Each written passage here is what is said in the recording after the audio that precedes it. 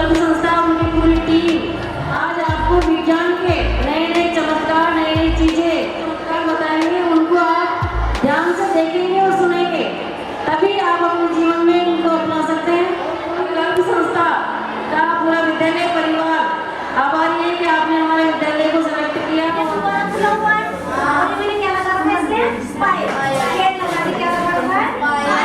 इसमें क्या बनी हुई है?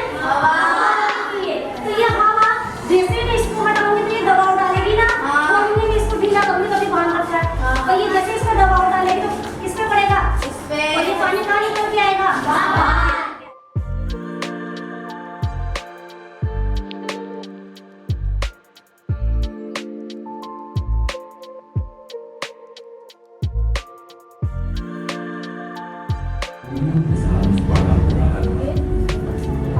वह 17 साल की उम्र में विज्ञान और गैलीलियो ने एक दूसरे को गले लगाया।